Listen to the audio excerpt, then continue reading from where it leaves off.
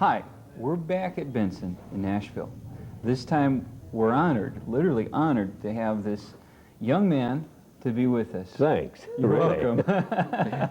Brock Speer of the Spears.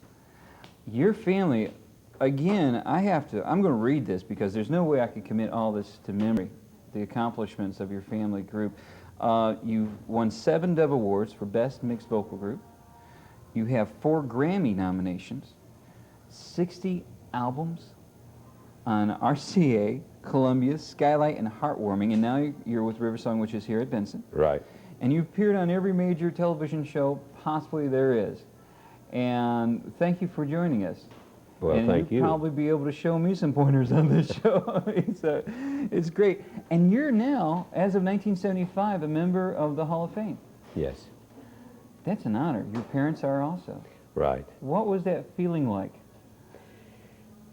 Probably the greatest honor that I've ever had bestowed upon me, because it came from my peers, those who are in the same business I'm in.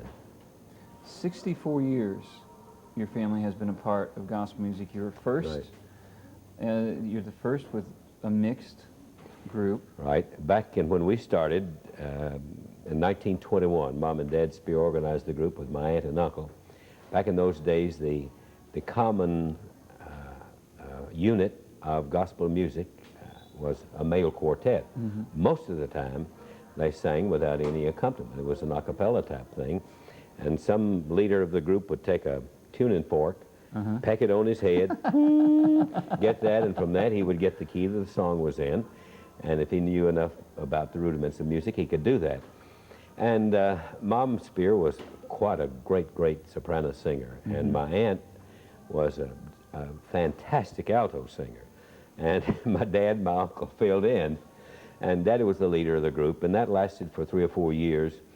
And then Aunt and Uncle dropped out. He was a carpenter. He went back to building houses. And by this time, I said, "You want me to talk or not?" Yeah. Okay. By this time, my sister and myself were... Look, let me tell you, All right. What you're saying is fascinating. Okay, go ahead. All right.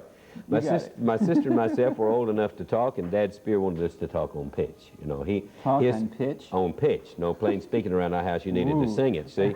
Well, he was just that big of a fan of music. He loved music. He started out when he was about 17 years of age, studied music, became a real student of the rudiments of music, of harmony and teaching and so on. He was a teacher. He taught us to read notes and sing parts, and his lifelong ambition was to raise a family where all the members participated as a singing group. So, as we got old enough to talk, he made sure that we could sing. So for many years, we traveled as just one immediate family, Mom and Dad, and Ben and myself, and my brother, and our 2 sisters, Rosanelle and Mary Tom. You're actually a part of the actual molding process of gospel music. Yeah, there was no quartets much traveling full-time back when we started. You know, great names like the Chuck Wagon Gang and the Blackwood Brothers, they weren't even organized then.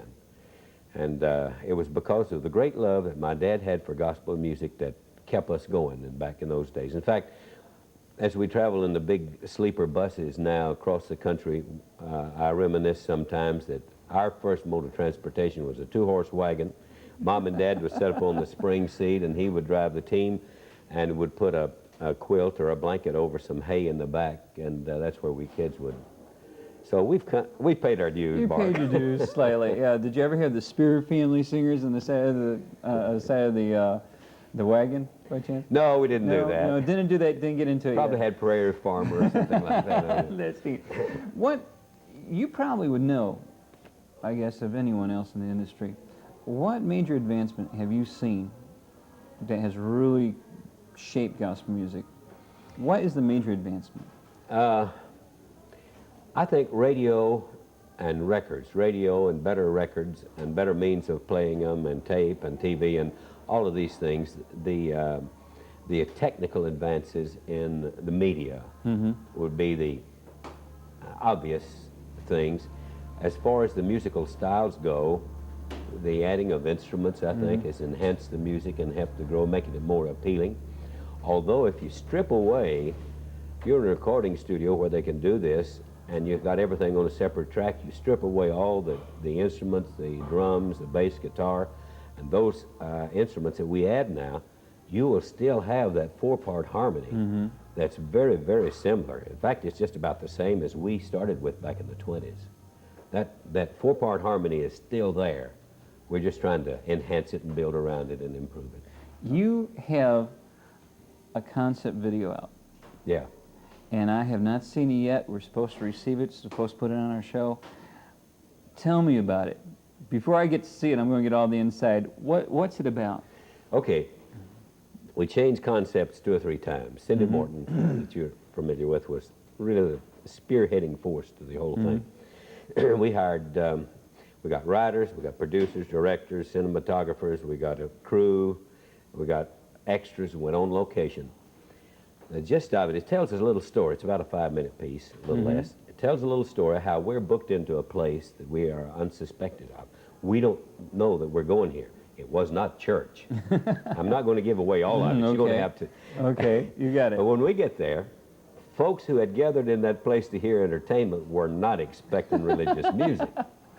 And they wanted to throw us out, and because they expect something else. So I said, give us a chance. So we said, okay, we will. So they gave us one song. So we go into the process, and the video develops in the process of trying to convert that crowd over to loving gospel music.